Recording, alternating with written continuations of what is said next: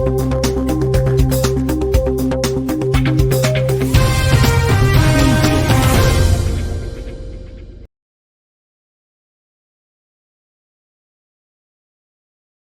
पहले तो आप सबको नमस्ते और जोहार। समस्याएं यहाँ वार्ड नंबर 50 की तो बहुत सारी है।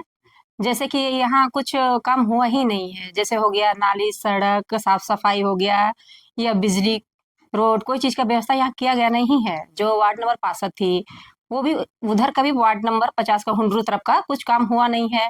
प्लस हम लोग के यहाँ तो कोई पहचानता भी नहीं है कि कौन है पुष्पा तिर्की। हालांकि अभी देखिए इसमें वृद्धा पेंशन हो गया, जैसे जैसे और रोड का जैसे सबसे पहले सफाई, रोड नाली बनना, सफाई, रोड का काम, ये सब कुछ नहीं हुआ है। जहाँ भी देखिए कचरा फेंका रहेगा, साफ सफाई मतलब व्यवस्था कुछ भी नहीं है। वृद्धा पेंशन का भी बहुत कोई बोलता है कि वृद्धा पेंशन भी अभी तक बहुत कोई को मिला ही नहीं है। हालांकि फॉर्म हम तो भर लेता है सब कोई, लेकिन पता नहीं हमें पास होता ही नहीं है। बोलता है कि 3-4 बार, तो आदमी किससे उम्मीद करे? जब पहले सबसे पहला था पार्षद, उम्मीद से जाएगा पार्षद के पास कि हम लोग का जो पार्षद है वो अच्छे से काम करे। लेकिन जहां तक सुनने में आया है, हम देखे हैं कि कुछ काम हुआ भी नहीं है। बहुत से लोगों से शिकायतें आती हैं। तो यही क्या सब है। कुछ प्राथमिकता रहेगी मैडम, अगर आप चुनाव जीत कर आती हैं तो सबसे पहला क्या आपको क्या लगता है कि जरूरी है जिसे आप पहले करें? सबसे पहला है तो वार्ड नंबर 50 जो बन रहा है, तो मेरा एक परिवार बन रहा है। हम्म, ये परिवार को चलाने के लिए सबसे पहले है कि उनकी समस्याओं को जड़ से हटाना है।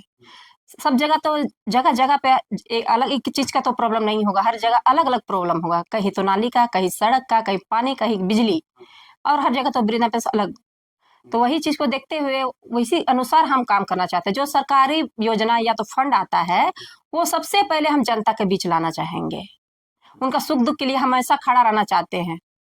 जो मेरा परिवार बन रहा है उसको हम एक परिवार की तरह उसकी समस्या जो भी होगी, जैसे भी होगी, उसको हल करने का कोशिश करेंगे हम, जहां तक मेरी होगी। महिलाओं के सशक्तिकरण के लिए क्या कुछ आपके पास विजन? देखिए महिलाओं के लिए सबसे पहले तो एक जगह जगह पे वो समिति बनाना होगा। और समिति जब बन जाता है तो वहाँ ऑटोमेटिक है कि वहाँ समस्या खुल के सामने आएगी। और सबसे पहले महिला ही एक महिला को बता पाएगी कि हाँ देखिए ये प्रॉब्लम है, ये दिक्कत है, आप कर दीजिए। तो वो चीज का हल मेरे थ्रू से वो महिला लोग के का भी काम हो जाए उस जगह, और उन लोग को भी कुछ काम रोजगार मिले, इस तरीका का हम चाहते हैं। जगह जब जब ये महिला जब बन जाएगा समिति द्वारा ही, तो वहाँ का काम होगा तो ऑटोमेटिक वहाँ का लेडीज काम करेंगी।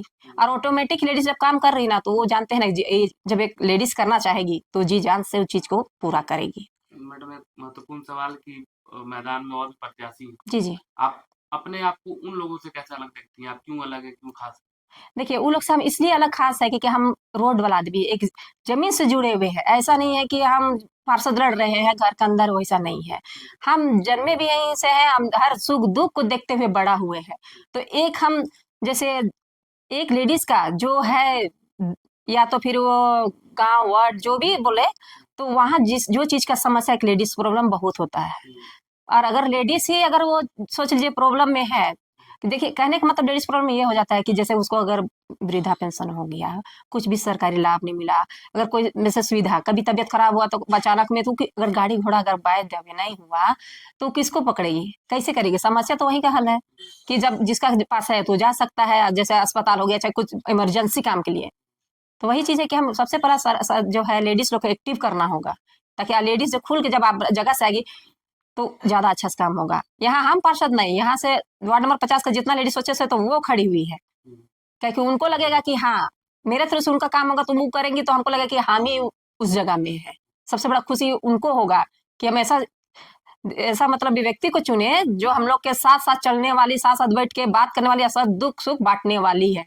हमको मेरा यही कहना है। एक सबसे महत्वपूर्ण समस्या ये भी रहती है मैडम कि पार्षद बनने से पहले वादे तो बहुत होते हैं, लेकिन पार्षद बनने के बाद क्षेत्र की जनता से मुलाकात नहीं हो पाती है पार्षद की।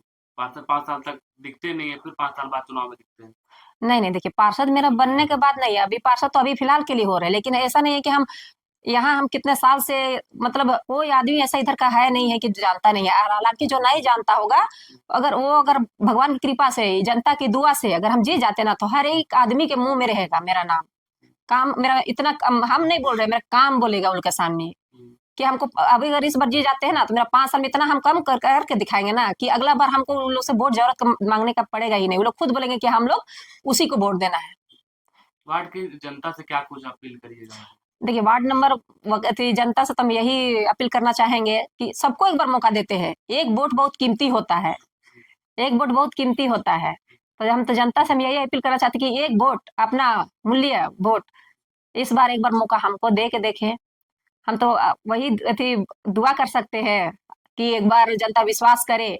और इतना हम बोल रहे हैं अगर हम जीत जाते हैं ना तो कभी मान सम्मान और काम के लिए बोलना नहीं पड़ेगा। चुनाव का क्या है?